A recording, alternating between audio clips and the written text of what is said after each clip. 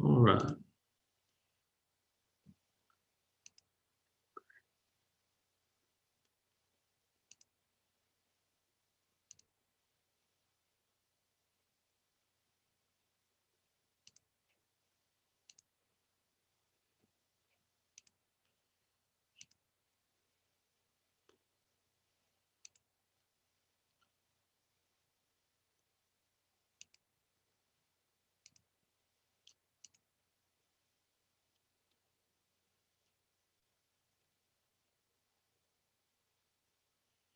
All right. We are live and we are going everywhere. I appreciate everyone joining us here tonight. We are on our FBI class number 4. For those of you who are able to pick up our workbook Sunday, we are, really don't know where to tell you, we're in Genesis. You can flip over to where we talk about Genesis and the foundation. And that's going to be about where we are on the second page of that. We're going to be talking about the story of Genesis, going to continue that story. And so appreciate everyone bearing with us as we get everything situated and running. Let me get the PowerPoint going and we'll start our class officially. As I said, tonight we are going to continue studying about the book of Genesis. We talked about Genesis and we've talked about this, the idea of how the book was laid out and 3 main ideas the book revolves around and the visions of the book. Tonight we get to our next little part. We're going to talk about the actual book of Genesis. And we're going to start by talking about the author. As we say, most Jewish and Christian sources attribute the author of this book as Moses. And he is typically associated with the entire book of the entire Pentateuch. And that's the first 5 books, or the Pentateuch is another way of describing the Torah, the first 5 books, the book of the law. That's the idea of the Penta. Is the first 5 books, or the 5 books of law. And we read, even in the passages at certain times, that Moses is recorded as writing certain passages down. We'll look at just a couple of these. We'll look at the Exodus ones here. Exodus 17:14, then the Lord said to Moses, write this as a memorial in a book and recite it in the years of Joshua, that I will utterly blot out the memory of Amalek from under the heaven. So here you have Moses recording what God has done in his time, and then he is to recite this book in the years of Joshua. And so this is one of those indications, or one of those passages that give the emphasis that Moses wrote something down. And then we see now that in Exodus 24, verses 4 through 8, you'll see this passage. And Moses wrote down all the words of the Lord. He rose early in the morning and built an altar at the foot of the mountain and 12 pillars according to the 12 tribes of Israel. And he set young men of the people of Israel who offered burnt offerings and sacrificed peace offerings to oxen to the Lord. And Moses took half the blood and put it in basins, and half the blood he threw against the altar. Then he took the book of the covenant and read it in the hearing of the people. And they said, all that the Lord has spoken we will do, and we will be obedient. And Moses took the blood and threw it on the people and said, behold, the blood of the covenant that the Lord has made with you in accordance with all these words. So here in this passage of Exodus 34 and verse 7 specifically, in verse 4, again, we see this idea that Moses wrote down all the words of the Lord, that he wrote down what God had informed him to write, and he presented this to the people of Israel and read it to them. And so here we have these 2 passages along with these other 2 of Numbers 33, 1 and 2. Then also Deuteronomy chapter 31, verses 9, verse 22, and verse 24, that all give reference to Moses having written certain parts, and he would have written parts of the law that they would have talked about. Now, as far as the entire Pentateuch, there is a discussion about the end of Deuteronomy of whether or not Moses wrote it. And that is the question of whether or not Moses wrote about his own death. Again, we really don't know. It'd be hard to say, hard pressed to make an argument one way or the other of if Moses wrote about his death as God telling him predictively what was going to happen, or maybe Joshua wrote it down as a post-mortem thing. But for the most part, all of the Pentateuch, all those first 5 books are attributed to Moses, and Moses is viewed to be the author. And it's not just the Old Testament that says this. The New Testament does as well. You can read Matthew 19, 19, verse 8, where Jesus talks about marriage and divorce. He talks about that Moses allowed, or Moses wrote about this. Or we can look at John 5, and we're going to look at John 5, and then we're going to look at Acts 3, but also Romans 10:5 talks about this. But you notice John 5, verse 46 and 47, there Jesus says, if you believe Moses, you would believe me, for he wrote of me. But if you do not believe his writings, how will you believe my words? So here we have God, Jesus himself referencing this fact, referencing this idea that Moses wrote the word of Genesis and wrote these first books, the books of the law. So he here speaks of Moses writing these books. And we see this idea of Moses being the one who wrote the law. And we also see this in Acts 3, verse 22, where Peter and John are defending their healing and talking about what God has done. And he says that Moses said, the Lord God will raise up for you a prophet like me from your brothers. You shall listen to him and whatever he tells you. Now, you notice he says, Moses said, and then he quotes, the Lord God will raise up a prophet like me from your brothers. That is a quote from Deuteronomy chapter 18, in verses 15, verse 18, and verse 19. Moses speaks of there going to be a prophet like him, that there's going to be a prophet God's going to raise up that's going to be like Moses. And therefore we see again this idea that here Peter says, Moses said, Jesus said, Moses wrote. So it gives us the idea, and be fairly safe assumption for us to say that Moses is the author of the book of Genesis. And so that's what we're talking about. Now, once we've got that out of the way, and we talked about the author and a little bit about how to divide this book up, what we're going to see is that Moses is going to record the book of Genesis as a history for Israel. He is writing to people who may have forgotten their history. You'll remember that from Genesis to Exodus, and we'll get to Exodus in a week or so, there's a gap of 400 years. 400 years between the end of Genesis and the beginning of Exodus, when the prophet or the Pharaoh rises up that doesn't know Joseph, and he speaks of not knowing him, and there's a good chance that the people didn't know the story of Joseph. So therefore, Moses records that history for those people to know. And so that's what we're going to see, is that this is a book that tells us about God's plan and how God has acted. Now, you'll notice that he talks about this book as being the divisions. There are certain divisions of this book. I told you there's a few different ways to break this book up. This is one of those ways, is to break it by the divisions or by the histories of. The generations of, the generations of or the histories of. There are about 10 of these times the book of Genesis speaks of the generations or the histories of certain men. It begins in Genesis chapter 2, verse 4, when Moses writes the history of the generations of the heavens and the earth. And so he begins that book of speaking about, or that section about the creation of the world and the fall of man. Then in chapter 5, verse 1, he begins to tell about the generations of Adam. Then in chapter 6, verse 9, he begins to talk about the generations of Noah. Chapter 10, verse 1, he talks about the sons of Noah, the generations of the sons of Noah. Then in chapter 11, verse 10, he talks about the generations or histories of Shem. Then in Genesis 11:27, he begins to tell about the generation of Terah.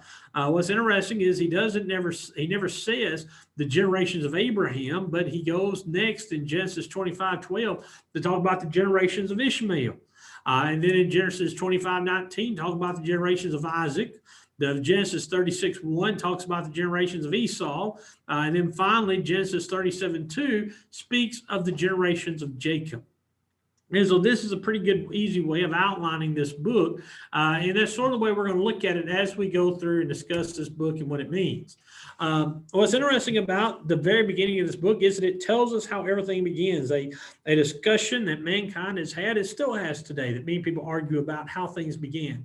But you look at the Bible, the very first book of the Bible, very first verse of the Bible speaks of science. It speaks of 5 fundamental facts of science. There are 5 things that science speaks of as needing to have. And the Bible mentions those 5 things. Notice this. First, it's in the beginning.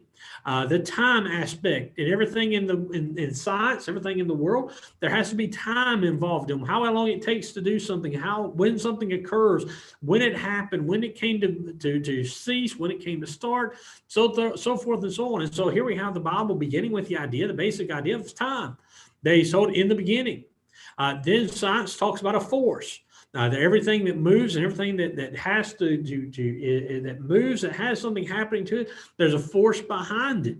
And so in Genesis 1:1, we see in the beginning God, that God was that force. God was that thing that set things in motion. And this is one of the bigger problems that scientists have today of trying to disprove God and say the Big Bang Theory, is that they have no real answer to what was the force that started it all. We have the answer, that's God. And then we see what that God did. That God had an action. He created. He made. And the idea of created here is a different word. In the Hebrew, there's a few different words for created. There is the word of creating something as we would talk about creating it, as in if we create something from what we already have, something that's already in existence. But the word here is a word that describes creating something from nothing. From nothing, creating it. And this is a power and ability that only God has. Then the Bible talks about space, the heavens, and then it talks about matter, the earth, that matter, the things that are the scientific idea of matter is seen in that creation of the earth, in the creation of this great planet that God has created in the space of the heavens. These are all 5 fundamental facts of science that has to be there. And the Bible answers, it explains that all 5 of them were present. So what I say all this to say is to show that the Bible in its answer is just as important, just as authentic as any other book that tries to explain this, in that the Bible shows it speaks by science. It speaks by the things that are in the world. The next thing about the book of Genesis is the chapter 1. We can't do a good job with Genesis without looking at some of these chapters. And I apologize, but maybe in Genesis a little longer than I told you to begin with, but we'll catch up. Is we see first the creation, the 7 days of creation. Now, this is something I didn't realize till not many years ago. It took me a while to finally realize how this worked. But there's symmetry in creation. If you look at the first 3 days compared to the next 3 days, there is this parallel idea to them. In day 1, you see God created the light. God created that light that shone and was there. Then day 2, he made the sea and made the sky. He made that separation between the two. And then day 3, he made the fertile land. He made the firmament upon which the things could grow and the things could begin to grow, and begin to take root and have a place to grow. And then day 4 is parallel to day 1, in that day 1, he created light. Day 4, he creates the source of those lights, or we see the source of those lights as now, as being the sun and the moon. He created the sun and he created the moon and the stars. That is at day 4. The light that he created on day 1 is parallel to the sources of light he created on day 4. Now, another big question, logical question a lot of people debate about is if the sun and moon weren't created till day 4, the sun wasn't created day 4, where would the light come from the first 3 days? I don't know. All I know is he said there was light in the first 3 days, and then on day 4 there was the sun. Day 5, you notice he creates the fish and the birds, and that's parallel to day 2, where he creates the sea and sky. And then finally, day 6, he creates the animals and man, which lived on the fertile land, the firmament in which he created.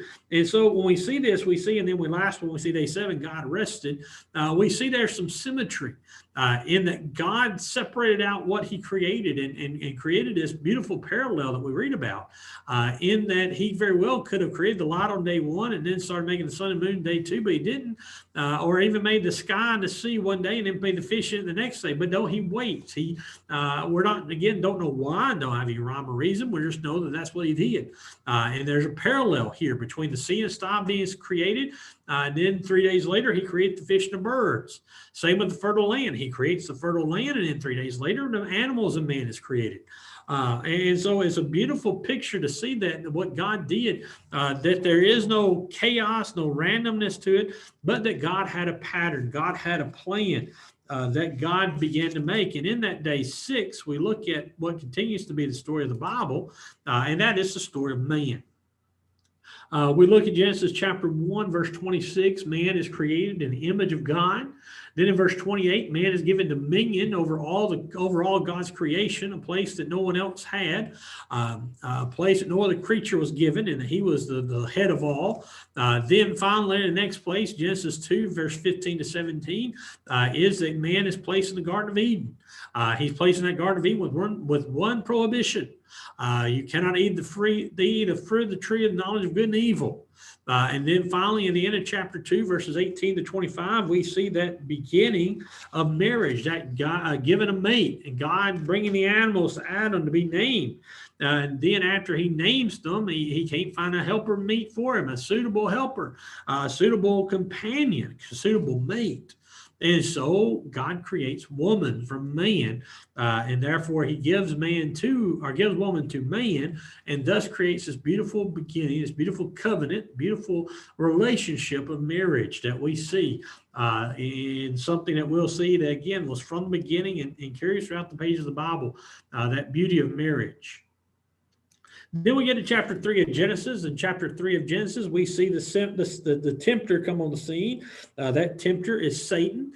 He comes on the scene and he begins to speak to Adam and Eve. Now, this is another point that I want to make real quick, that sometimes our English translations have a little vagueness to it, that I want you to know what the Hebrew does. In these verses in chapter 3, when Satan speaks to Adam and Eve, and when he says you shall be like God, you will not surely die, the word there is not you singular. The word is you plural. You know, growing up in English classes at high school, I always heard our English teacher get on to us and say, y'all is not a word. Y'all is not a real word. And people from other states make fun of us Southerners because we talk about y'all. Well, when you look at other languages, and just about every other language I've studied and looked at besides English, I've not looked at a whole lot, but what I have, nearly every other language has a plural you. It has a multiple use. So the word y'all is actually a very real, very understandable word in the rest of the world, the term you all. And so when Satan speaks here, and I say all that to get back to this, when Satan speaks and says that you shall be like God, what he's saying is he says you all shall be like God. And what that does is for Satan to say you all, when he's talking in the garden, the idea is that he's speaking to Adam and Eve both. If Satan was only speaking to Eve, he would have just used a singular you. But he used the plural, meaning he was speaking to both of them at the same time. And this leads into a problem we're going to see later on in the curses, is that what the idea is that even here, Adam and Eve wasn't living up to their God-given roles. Now, in that, Satan spoke to both Adam and Eve, but which one spoke back to him? It was Eve. Eve is the one who begins responding to Satan and telling Satan that what God has told him and what they should and shouldn't do. And then Eve's the one who reaches out and takes that fruit and deceives Adam. And sometimes us guys will pick on the ladies and we'll talk about the idea that, well, Eve's the one who did all this. Well, the idea is that Satan was speaking to both Adam and Eve, but Adam, and we're going to see this a little bit later in this chapter, Adam, I believe, failed his God-given role because he wasn't the leader of his house. And that's part of the curse God's going to give him, is that Adam should have taken lead. Adam should have been the head of his wife, and he should have stood up and said, no, we shouldn't do this because this is God's word, and so forth and so on. Now, when we get to chapter 3, verse 6, we see the avenues of temptation where Satan tempts Eve and Adam. And when he does, he speaks of what the tree of the knowledge of good and evil what it looked like, how it tempted them. It's very interesting. These 3 avenues of temptation that's described in Genesis 3 are the very same avenues that John will describe in 1 John 2, verse 15 to 17, where he talks about the things of the world. And there he talks about the lust of the eyes, the lust of the flesh, and the pride of life. And so you notice this parallel between Genesis 3:6 and 1 John 2, 15 to 17. There, Genesis 3:6, it says that Eve saw the fruit and saw that it was good for food. That's the lust of the eyes. She sees it and it looks delicious. It looks like it will be a good thing to eat, something that will be tasty, something that she would desire. And then there's the lust of the flesh. So it was pleasant to the eyes. It looked good. It made her want to be tempted to the flesh, that it made her flesh feel good. It was a fleshly type sin. It was a fleshly idea. And then it was also looked to be one that would make one wise, and that is the pride of life. That Eve prided her life and Adam's life, that they be wise like God. And you see, every sin we face, every sin we deal with falls into one of these three categories. And these three categories are the same sins that Satan has been dealing with from the beginning of time. And so after this, after we see these three, we see the fall of man. In chapter 3, verse 11 through 24, we see the consequences of the action. When God comes down to Adam and Eve and he begins to speak to them, and when he speaks to them, he curses them. Number one, he curses them by driving them from the garden. They're forced to leave. You remember that cherubim sets up the sword that guarded the way, that they could not enter in. And you remember, it's interesting about it, they're kicked out of the Garden of Eden, but they're kicked out not so they can't eat of the tree of knowledge of good and evil anymore, but that they could not eat anymore of the tree of life. And that's a very interesting tree that you see pop back up in the book of Revelation. When John there describes heaven, he talks about the tree of life being right in the middle of heaven. And so he begins to curse these. First, the serpent is cursed to crawl upon his belly and to be crafty among the others. The woman is to be insubmissive to her husband. And she also, God tells that she's going to have pain in childbearing. The ground is cursed because of man. And because of that, man will have to earn his living by the sweat of his face. Man will have to work, meaning that before this, there was this idea that there was work involved. Adam and Eve would go and pick the fruit, but it wasn't the same process. They would have to go and pick the fruit and gather the harvest that God had planted, whereas now they were going to have to do this on their own. But although we see the fall of man, the beginning of evil, there is this first hint of redemption. There is the first hint that there was going to be something that's going to come and going to redeem mankind. Again, the seed of the woman, we're told in Genesis, I believe it's, Genesis 3:15, is told that the seed of the woman would bruise the heel of the serpent. You know that prophecy that he would strike at his heel. The serpent would strike and wound his heel, but he would crush its head. I'll never forget this image because it was very interesting to me. I remember years ago, you remember when they had the movie The Passion of Christ out, that talked about the death and crucifixion of Jesus. If you remember, there's one part of that movie in the very beginning where Jesus is in the garden. And there's a snake that crawls up to him and it sort of lashes out. But then you see him take his heel and step on the snake's head. That was a reference to this idea that he would bruise the head, that he would crush Satan.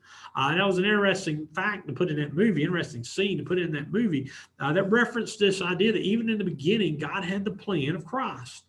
And what's interesting is that he planned this certain Christ that would come, because we see here, he's called the seed of woman.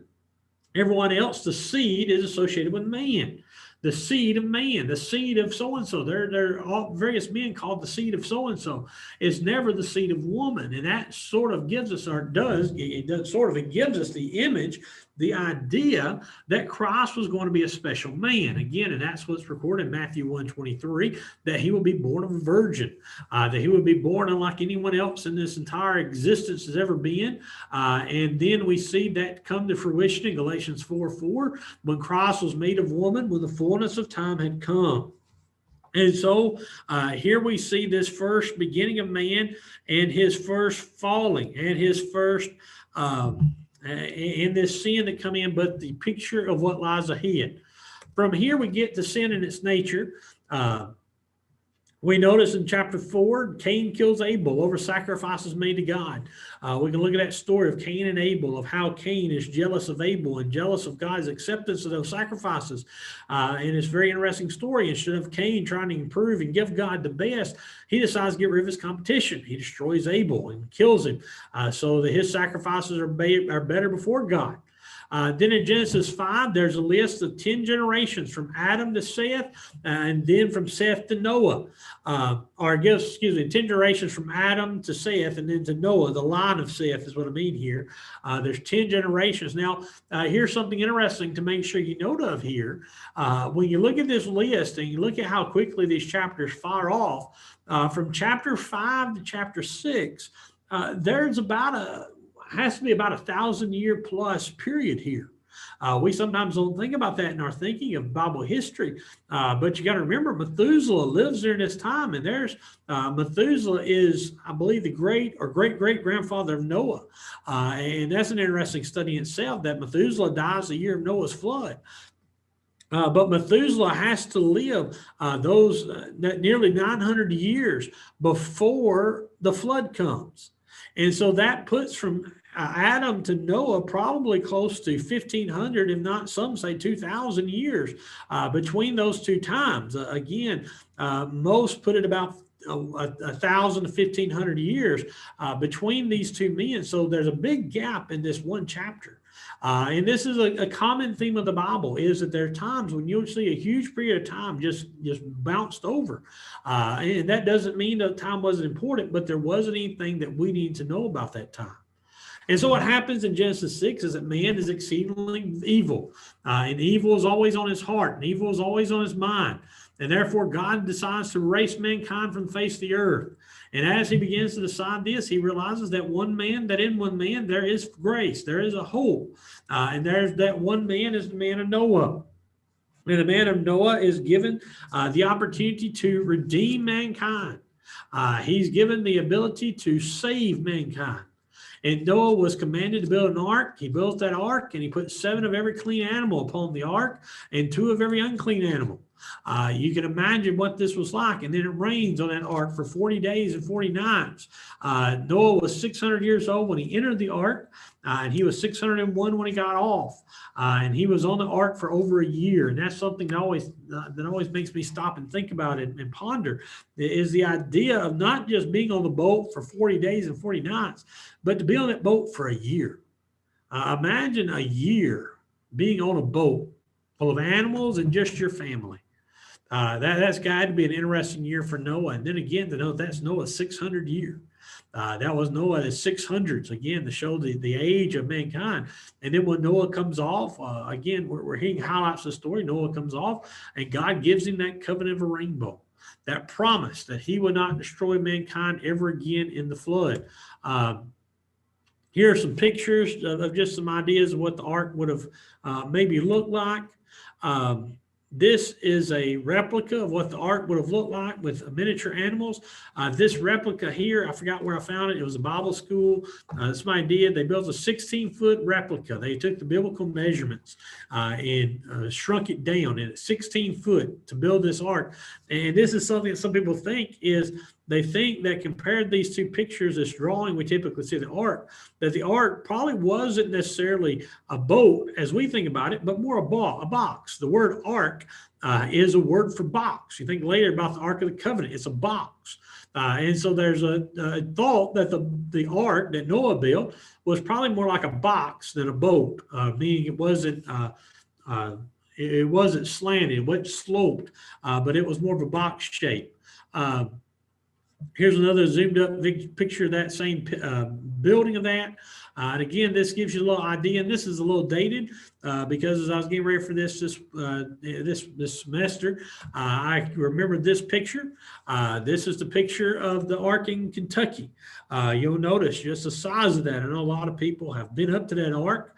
I have not been able to go up there yet. We hope to go up there soon. But you can look in this ark and just get an idea of the massiveness of what this ark had to be like.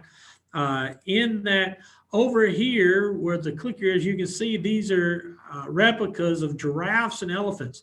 You can see how tall the giraffe is compared to that ship, that boat, that ark. And that gives you a good idea of just how big this boat was. And it was very likely, and not very likely, it was true, and very understandable how Noah could have built that boat. Noah could have, the years it took him to build that boat, and been able to save mankind and save animals on that boat. And so that's what Genesis 6 through 9 is all about. It's about that boat and what Noah does on that boat to save mankind. This is another slide I like to show because some people will argue about the ark, and they'll argue about about Noah, and they'll say, well, how did Noah take all those different dogs on the ark? How do you have room for all the different kinds of dogs and all the different kinds of cats, all the different kinds of horses, all the different kinds of all these animals? How did he fit them all on there? Well, he didn't have to fit them all on there, because here's an interesting thing that helps Christian and creation people, as well as evolutionists, they'll use this argument, is that you can take dog DNA and look at dogs and the breeds of dogs, and they can be traced down to a common wolf ancestor. If you take a wolf ancestor and you breed it, and it creates children, and you crossbreed those children and crossbreed, you can create every known species of dog that way. And all the dogs were created that way, were made that way because of the crossbreeding. And so if there's one animal that can do all this, one set that can make all the different kinds of the animals, then therefore God or Noah didn't have to take all the kinds of dogs on the ark. He just had to take one type. One part of the species into the ark, and the same is true with birds, with cats. This same thing has been done with horses and various animals. That Noah had to take all the different kinds and all different subspecies of these different groups. He could took one common ancestor, and that common ancestor through the years, as time went through, created all these different species and all these different kinds of animal or dogs and various other species, if you will, that fit within that same idea. And again, this is the idea that you breed two dogs, you can create a new breed of dog, but you're not going to create a new breed of cat.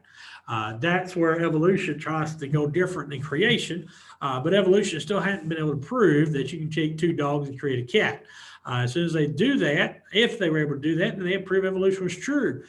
We know they won't be able to do that because that's not the way God designed it. God created each animal to create after its own kind. And so the idea of kind here is kind of dog. It doesn't mean they're all the species of dogs. But that's just a few quick notes about Noah. And again, I know this is quick, and this class has to be quick to get through what we're going to go through. We finished that. Oh, well, you remember Noah comes off the ark. At 6:01, he gets that covenant of a rainbow that God will never destroy it. He also gets that the command or the promise that he can have fresh meat, and he'll be able to eat meat. And that's another interesting thing about creation in the Bible, is that before the time of Noah 9, it appears that all creation, all mankind, all animals ate plants. They ate plant life. They didn't eat meat. It wasn't until after the flood that we really see meat become a part of anything's diet. The next thing we get to is Genesis chapter 10 or 11, excuse me, Tower of Babel. This is when the men of the earth decide to build a tower. They build a tower that is, let's call it a ziggurat. Like what you see on the picture before you is an artist's rendition of what this probably would look like. This is an ancient Near East way of building, in that you had this path that you could walk around the top. And that's how they would build these up. And Babylonians, even later than this time, would build these ziggurats, and they were huge manifestations. And so man decides to build a tower. They want to build a tower to God. This building a tower was the ultimate sign of arrogance and pride of man. God comes down and sees what they've done and sees what their pride is doing and what they're trying to accomplish. He realizes that if he leaves mankind united, then they'll be able to do anything they want, meaning anything they want evilly, as this was to try to show that they were better, more powerful than God. So God comes down and he confuses the languages. God confuses the language of the people, and the people sort of spread out. There's some discussion about God spreads them out. Did he by some force, some miracle, some whatever, spread mankind out? Or there's possibility in the way this word is used that what happens is what would naturally happen is if you've got people that you stick them all in one place and everybody begins speaking different languages, if you can't understand somebody, you're probably not going to live around them. You're not going to be around them very long. You're going to move on and go somewhere else. And so this is the idea that God spreads out mankind. Mankind goes from this one little place where Noah and his family landed on the ark and stayed close to now they spread out to all the ends of the earth. And then from there in the story of Genesis, we get to Genesis chapter 12. Now, for tonight, we're going to have to stop right there because we're out of time. We'll pick back up here next week talking about Abraham. We will look at Abraham, his life, his promises, and his sons. As I said, from here on out, I'm going to warn you, we're going to go pretty quick as we did tonight because we've got a lot of ground to cover. We will not cover the other books as extensively as we've covered Genesis. Our goal is still to finish all these books from Genesis to Esther by the 1st of November. Whatever we don't finish, we'll go over into in our next spring quarter as we finish up the Old Testament. But for tonight, we're going to stop right there. We're going to end our session together. That's at 7:35. So we're going to stop. I'm going to give everybody just a second. If there's anybody on Zoom that may have a question or a comment, you're free to make that now. If not, we're about to end our live stream. All right, I'm going to end our live stream. Appreciate everyone being here. Remember, FBI class will meet next Tuesday night at 7 p.m. Next Tuesday night, 7 p.m., we'll have our next study. Look forward to it. If you like our notes, you can email us, call us, text us, whatever way you get in touch with us. Let us know. We'll get those to you. If you're a member here, we have those in the back of our auditorium for you to pick up. But I hope you all have a good rest of the week. Look forward to seeing our members here tomorrow night for a Zoom class. For all our others, again, we hope you have a good week. Hope you have a good Sunday with your congregation. And we look forward to seeing you back with us next Tuesday night at 7 p.m.